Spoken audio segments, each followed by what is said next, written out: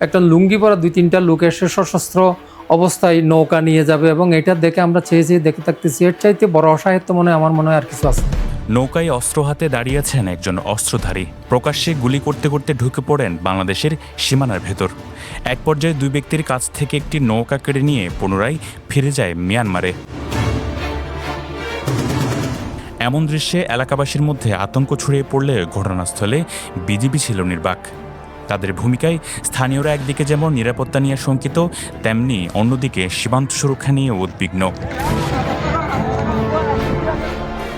ঘটনাটি ঘটেছে ৩০ মে বিকেলে টেকনাফের নীলা ইউনিয়নের সুলিশপাড়া সীমান্ত সংলগ্ন নাফ নদীতে।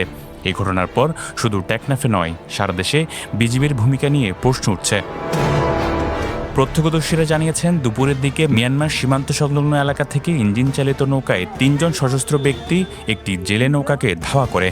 এক পর্যায়ে নাফ নদীর নীলা অংশে এসে তারা ফাঁকা গুলিবর্ষণ করলে জেলে নৌকায় থাকা দুই ব্যক্তি প্রাণ বাঁচাতে নদীতে ঝাঁপ দেন।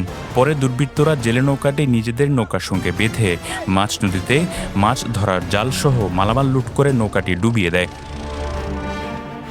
ঘটনার সময় ঈদ উপলক্ষে বেড়িবাঁধ এলাকায় ঘুরতে আসা মানুষের মধ্যে আতঙ্ক ছড়িয়ে পড়ে। অনেকেই ঘটনার ভিডিও ধারণ করেন। ভিডিওতে দুর্বৃত্তদের হাতে AK-47 সদৃশ অস্ত্র দেখা যায় বলে জানা গেছে।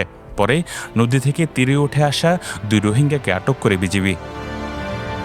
স্থানীয়রা বলছেন, অস্ত্রধারী সন্ত্রাসীরা দিন দিন বেপরোয়া হয়ে উঠছে।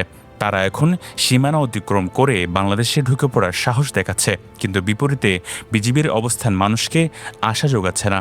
যে দুজনকে আটক করা হয়েছে তারা হচ্ছে ছোট নৌকা ছিল। এখানে নৌকা হচ্ছে দুটা, একটা হচ্ছে বোট ওনাদের, আর একটা হচ্ছে নৌকা ডিঙ্গি নৌকা যেটা বলে। ওই ডিঙ্গি নৌকাতে ওরা ছিল, ওনারা ধাও হালদা করে এদিকে আসার পরে ওনাদেরকে গুলি করে উপরে ফায়ার দিয়ে তাদেরকে নৌকাটা নিয়ে যায়, ওনাদেরকে রেখে চলে যায়। তারা সশস্ত্র ছিল এবং তারা সেখানে গুলি চালিয়েছিল, এবং আমাদের বিজিবিদের ভূমিকাটা কিন্তু খুবই নীরব ছিল। তারা কোনো ধরনের অ্যাকশন নেয় নাই। এখান থেকে প্রতিনিয়ত ইয়াবা কিন্তু প্রতিনিয়ত উঠতেছে। সেটা কিভাবে উঠতেছে? যদি কড়াভাবে নজরদারি করে তারা তাহলে জীবনীয় এই মাদকগুলা বাংলাদেশে উঠবে না। জাতীয় নিরাপত্তা থেকে শুরু করে আমাদের স্থানীয় নিরাপত্তা এবং আমাদের যে টেকনাফের আইন শৃঙ্খলা পরিস্থিতি, এই সব কিছু ব্যাঘাত ঘটবে এবং এখানে বসবাসের জন্য অনুপযোগী হয়ে যাবে। তবে বিজিবি বলছে ভিন্ন কথা। সাংবাদিকদের সাথে মুঠোফোনে বা সরাসরি কথা বলা এড়িয়ে গেলেও নিজেদের হোয়াটসঅ্যাপ গ্রুপে একটি প্রেস বিজ্ঞপ্তি দিয়েছেন 64 বিজিবি ব্যাটালিয়নের অধিনায়ক লেফটেন্যান্ট কর্নেল জহুরুল ইসলাম। সেখানে তিনি দাবি করেন, শনিবার বিকেলে নীলা সীমান্ত সংলগ্ন নাফ নদীতে বাংলাদেশের জলসীমার মধ্যে একটি জেলে নৌকাকে ধাওয়া করে 3 সদস্যের একটি রোহিঙ্গা ডাকাত দল। জেলেরা নৌকা না থামালে ডাকাতরা 1 রাউন্ড ফাঁকা গুলি ছোড়ে। এতে নৌকায় থাকা 2 ব্যক্তি নদীতে ঝাঁপ দেন।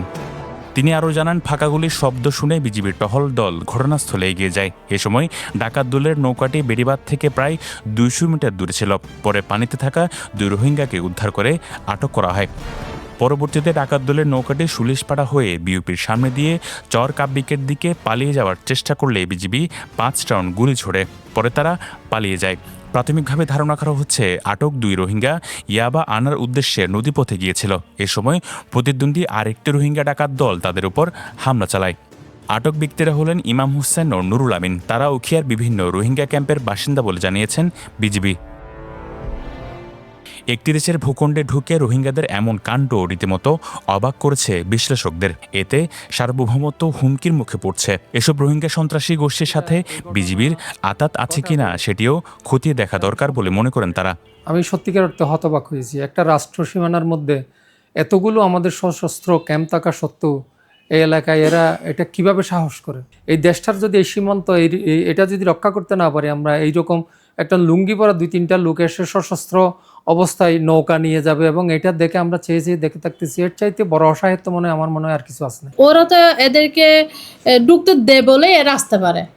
এরা যদি ঢুকতে না দিত, এদেরকে প্রবেশের জন্য সাহায্য সহযোগিতা না করতো, তাহলে বাইরের লোক কখনোই আমাদের দেশে আসার সাহস পাইতো না। অ্যাক্টিভিটি নেওয়া উচিত ছিল, যেভাবে যে পদক্ষেপগুলো নেওয়া উচিত ছিল তারা সেগুলো নিতে পারতেছে না, অথবা নিলে ওটা ব্যর্থ।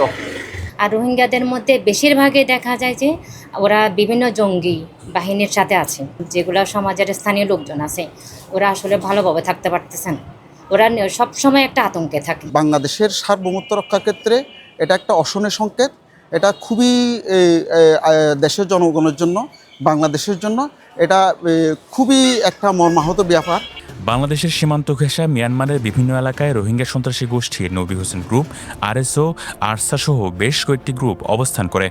সশস্ত্র এসব রোহিঙ্গা সন্ত্রাসী গোষ্ঠীর প্রধান কাজ ইয়াবা সহ বিভিন্ন মাদক চোরাচালান। সীমান্ত নিরাপত্তা জোরদার করতে তাদেরকে শক্ত হাতে দমন করার দাবি সচেতন মহলের। News desk, Penowa.